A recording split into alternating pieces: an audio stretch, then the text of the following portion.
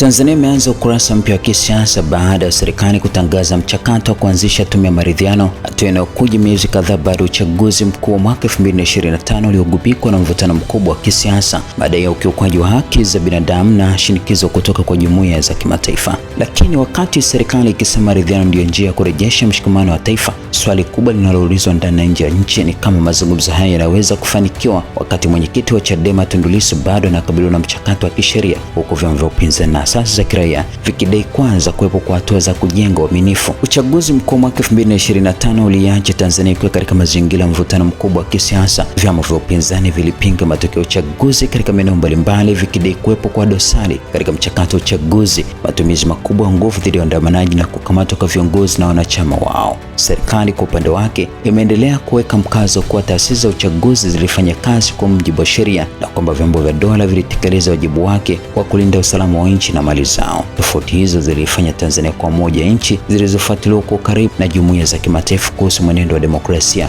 utawala wa sheria na haki za binadamu.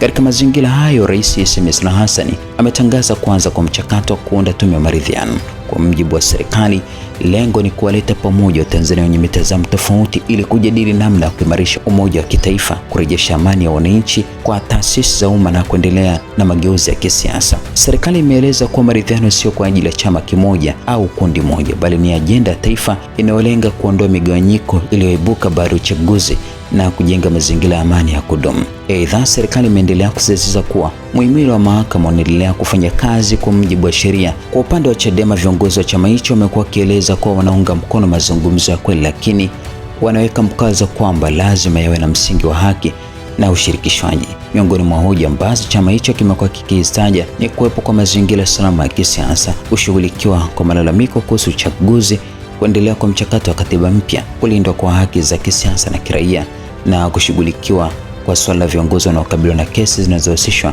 na siasa akiwemo Tundu Lissu. Kwa mtazamo wa chama hicho, hatua za kujenga imani zinapaswa kutangulia mazungumzo makubwa ya kisiasa. ACT Wazalendo nayo imekuwa ikieleza kwa maridhiano yanaweza kuwa fursa muhimu kwa taifa ikiwa atajengwa juu ya uwazi, ukweli pamoja na uwajibikaji.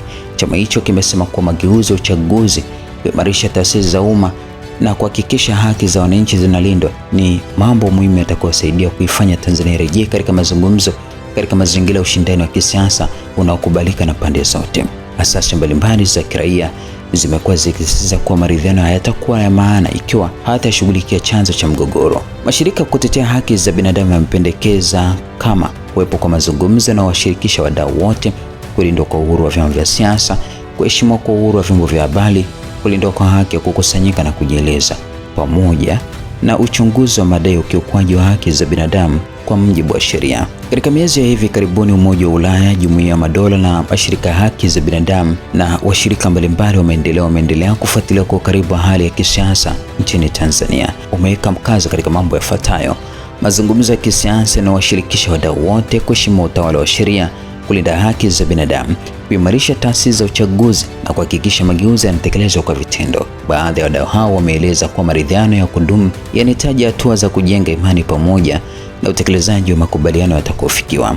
Je, Lissu akiwa gerezani maridhiano yatawezekana? Hili ndilo swali linalotawala mjadala wa kisiasa nchini Tanzania na ambalo linaendelea kugawa maoni ya wadau wa ndani na wa kimataifa. Kwa mtazamo wa serikali, mchakato wa maridhiano unaweza kuendelea sambamba na kuheshimu misingi ya utawala wa sheria. Serikali imekuwa ikisisitiza kuwa kesi zilizopo mahakamani zinapaswa kuachwa mahakama ziamue kwa uhuru wake, na kwamba maridhiano ni ajenda ya kitaifa inayolenga kuwaleta pamoja wa Tanzania bila kuingilia mwenendo wa vyombo vya dola. Lakini upande wa Chadema na baadhi ya vyama vya upinzani, mazingira haya hayawezi kujenga imani ya kutosha kwa mazungumzo ya kweli. Chama hicho kimekuwa kikieleza kuwa Tundu Lissu si kiongozi wa kawaida wa kisiasa, bali ndiye mwenyekiti wa chama kikuu cha upinzani. Kwa mtazamo wao, kutokuwepo kwake kwenye meza ya mazungumzo kunamaanisha kuwa sehemu muhimu ya sauti ya upinzani haiwezi kushiriki kikamilifu katika maamuzi yatakayohusu mustakabali wa taifa.